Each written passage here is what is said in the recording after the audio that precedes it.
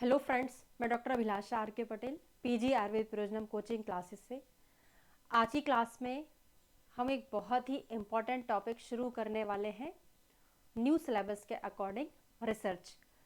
तो साथ में मैं आपको ये भी बताती चलूँगी कि ओल्ड सिलेबस में हमने इसको किस तरीके से पढ़ा है और न्यू सिलेबस में वो किस तरीके से पढ़ने जा रहे हैं।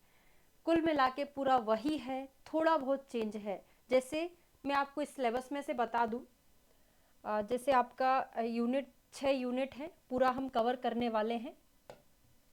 ओल्ड आपका ऑलरेडी ऐप पर अवेलेबल है ना। न्यू अभी से हम अपलोड करना शुरू करेंगे। अगर आप ओल्ड भी पढ़ लेंगे तो काफ़ी रहेगा, कुछ चीज़ें ऐड हैं वो तो हम पूरा पढ़ ही रहे हैं वैसे भी, है ना। तो यूनिट 1 में आपके ये 5 सब टॉपिक हैं, फिर सेकेंड थर्ड मतलब टोटल मिला के आपकी 6 यूनिट हैं। बहुत ज़्यादा बड़ा सिलेबस नहीं है, ओल्ड में बहुत ज़्यादा बड़ा था, यहाँ पे उतना नहीं है, ठीक है। अब फर्स्ट यूनिट का अगर हम फर्स्ट सब यूनिट देखें तो इसमें हम क्या चीज़ पढ़ने वाले हैं, overview of research process and evidence based medicine. इसमें ये नया ऐड हुआ है। बाकी ये जो रिसर्च प्रोसेस है हमने उसमें भी पढ़ा था ओल्ड सिलेबस में, उसमें हमने 10 स्टेप पढ़ी थी रिसर्च की, ठीक है। क्या क्या पढ़ा था, सबसे पहले टॉपिक को सिलेक्ट करना, है ना, सिलेक्शन ऑफ रिसर्च प्रॉब्लम, फिर लिटरेचर रिव्यू, ऐसे करके हमने 10 पॉइंट पढ़ा था एक टॉपिक में। इन्होंने इसको यूनिट फर्स्ट के सब टॉपिक में रख दिया। देखिए यहाँ पे फ्लो चार्ट बनेगा, फिर यहाँ पे आयुर्वेदा के अकॉर्डिंग कैसे आप रिसर्च करेंगे, ठीक है। दूसरा लिटरेचर रिव्यू होगा, है ना, आइडेंटिफिकेशन ऑफ रिसर्च प्रॉब्लम होगा, फिर क्या होगा, हाइपोथेसिस जनरेशन होगा। तो जो हम एक साथ पढ़े थे यहाँ पे अलग अलग दिया है, तो इसके अकॉर्डिंग हम पढ़ना शुरू करेंगे। आपका सिलेबस 1 महीने में पूरा कंप्लीट हो जाएगा, ठीक है। तो फर्स्ट यूनिट का फर्स्ट टॉपिक है ओवरव्यू ऑफ रिसर्च प्रोसेस। इस टॉपिक को स्टार्ट करने के पहले हमको ये पढ़ना पड़ेगा कि रिसर्च क्या होती है। जब भी आपको, हाँ, और हम किस तरीके से पढ़ रहे हैं यहाँ पे, लिखने के पर्पस से, और समझना तो है ही, जब तक समझ में नहीं आएगा आप लिखेंगे कैसे, ठीक है। तो पहले हम डेफिनेशन पढ़ेंगे रिसर्च की कि रिसर्च होता क्या है, फिर उसके बाद हम पढ़ेंगे कि उसकी प्रोसेस क्या होती है, ठीक है। जो हमने ओल्ड में पढ़ा था वही चीज़ है, थोड़ा बहुत यहाँ पे कुछ राइटर के अकॉर्डिंग हमने यहाँ पे ऐड ऑन कर दिया है, ठीक है। तो चलिए शुरू करते हैं। रिसर्च क्या है, तो रिसर्च पढ़ के ही समझ में आ रहा है कि जो पहले से ऑलरेडी एग्जिस्ट है उसको फिर से सर्च करना क्या कहलाता है, रिसर्च कहलाता है, रिसर्च कहलाता है, ठीक है। तो इंग्लिश मीडियम वाले जो भी स्टूडेंट हैं, हिंदी मीडियम वाले, इस बार हमने ये किया है कि यहाँ पे इंग्लिश मीडियम वाले इंग्लिश में लिख देंगे और साथ में पूरा हिंदी में भी कन्वर्ट करके यहाँ पे लिखा हुआ है।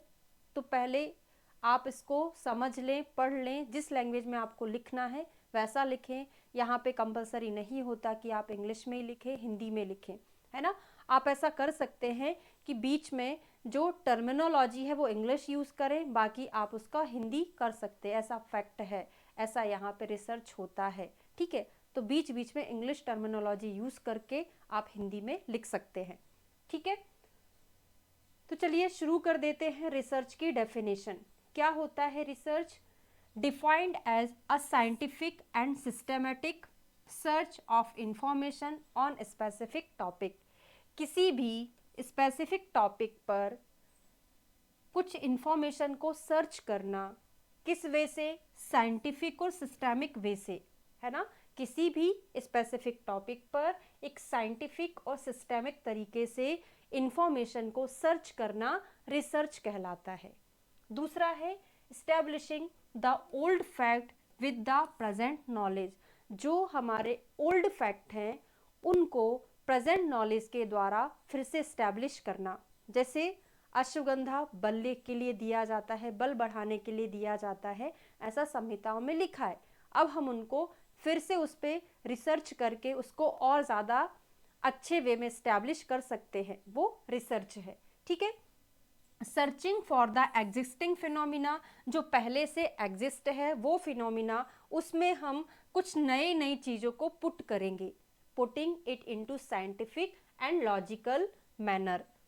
नेक्स्ट है verification of old fact and finding out new fact. जो ओल्ड फैक्ट है उनको हम वेरीफाई करेंगे कि वाकई में अश्वगंधा बल्य होता है, और अगर हमको उसमें कुछ ऐसी चीज़ें मिलती हैं कि बल्य होने के साथ साथ ये कुछ और भी करता है, तो साथ में हम उसमें न्यू फैक्ट भी स्टैब्लिश करने की कोशिश करते हैं।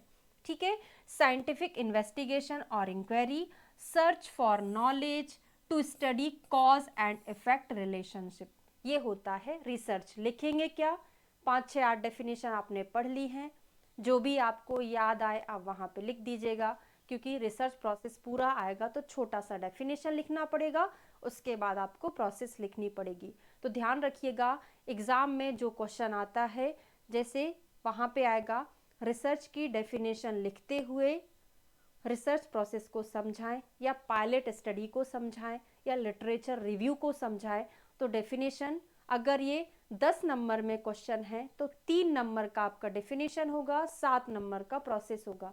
तो उसके हिसाब से आपको डिवाइड करके लिखना है। ऐसा नहीं कि आप रिसर्च को ही 8-10 नंबर का बना दें, प्रोसेस को बहुत छोटा सा समझाएं, ऐसा बिल्कुल भी नहीं करना है। ठीक है, चलिए देखते हैं, फ्लो चार्ट बना देंगे और अच्छे से नंबर मिलेगा। रिसर्च, री प्लस सर्च होता है determination, searching for existing phenomena, analysing in scientific way of analysis. ठीक है।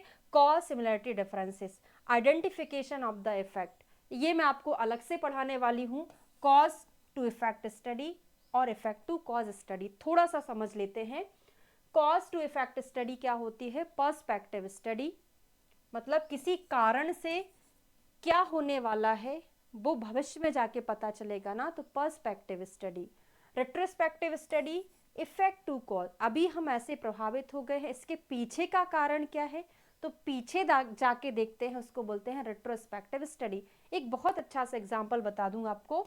एक फैक्ट्री है, वहां पे कोई भी गैस, जैसे CO2 जो भी गैस है वहां पे वो लीक हो रही है, उस एरिया के पास जो लोग रह रहे हैं उनको क्या होने वाला है, तो मतलब वो किसके लिए एक्सपोज हैं? एक कॉज के लिए एक्सपोज्ड हैं, और बाद में जाके क्या होने वाला है वो होगा इफेक्ट। तो कॉज टू इफेक्ट स्टडी, इसको हम पर्सपेक्टिव स्टडी बोलते हैं। अब बात करें रेट्रोस्पेक्टिव स्टडी, जैसे कोविड-19 आया था, पहले हमको पता नहीं था कि ये है क्या, पहले हमने उसके लक्षण देखे, फिर बाद में जाके पता किया कि इसके पीछे का कारण क्या था। तो पहले हमको इफेक्ट दिखा, पीछे जाके पता किया कि कारण क्या है, वो कहलाता है रेट्रोस्पेक्टिव स्टडी। कुछ राइटर हैं जिनके अकॉर्डिंग देखते हैं, according to the writer organisation है, एक organisation for economic cooperation and development, OECD, any creative systematic activity, कोई भी ऐसी एक्टिविटी जो कि एक सिस्टमैटिक हो, undertaken in order to increase the stock of knowledge, जो किसके लिए, स्टॉक ऑफ नॉलेज जो किसके लिए किया जाता है? अपने नॉलेज को बढ़ाने के लिए किया जाता है। ऐसी सिस्टमिक एक्टिविटी जिसमें कौन कौन शामिल है? Knowledge of man, culture and society, and the use of this knowledge to devise new application, इसका उपयोग नई चीज़ों की उत्पत्ति के लिए किया जाता है, वो रिसर्च है। John W Creswell states research is a process of steps, एक प्रोसेस है used to collect and analyze information to increase our understanding of a topic or issue, किसी भी स्पेसिफिक टॉपिक और इशू पर ऐसी इंफॉर्मेशन को collect करना जो हमारे लिए क्या हो? यूजफुल हो, जो हमारे नॉलेज को बढ़ाए। तो ये हो गया रिसर्च की डेफिनेशन। आगे जाके हम पढ़ेंगे अकॉर्डिंग टू आयुर्वेदा अनुसंधान क्या होता है। ठीक है, उसके बाद हम जो टॉपिक दिया है हमारे सिलेबस में, है ना, वो शुरू करेंगे। ओवरव्यू ऑफ रिसर्च प्रोसेस, इसको एक फ्लो चार्ट में पढ़ेंगे। फ्लो चार्ट पढ़ने के बाद ये आपका इधर खत्म हो जाएगा, और उसमें मैं आपको एविडेंस बेस्ड मेडिसिन पढ़ाऊंगी। उसके बाद जो प्रोसेस होंगी ना, उसमें 10 स्टेप होंगी, वो सारा इसमें कवर होने वाला है। ठीक है, वीडियो अगर अच्छा लग रहा है तो लाइक करें, शेयर करें और चैनल को सब्सक्राइब करें, है ना। आपको ये सारा रिकॉर्डेड फॉर्म में कहाँ मिलने वाला है? तो प्ले स्टोर पर जाकर PG आयुर्वेद प्रयोजनम ऐप को डाउनलोड करना है। वहाँ पे कोर्सेस ऑप्शन में जाएंगे, आपको वहाँ पे न्यू सिलेबस के अकॉर्डिंग रिसर्च एंड स्टैटिस्टिक्स मिल जाएगा। स्टैटिस्टिक्स पूरा ओल्ड सिलेबस के अकॉर्डिंग है, उसको न्यू सिलेबस में हमने डिवाइड कर दिया है ऑलरेडी, और रिसर्च भी होने वाला है जल्दी complete. Thank you so much.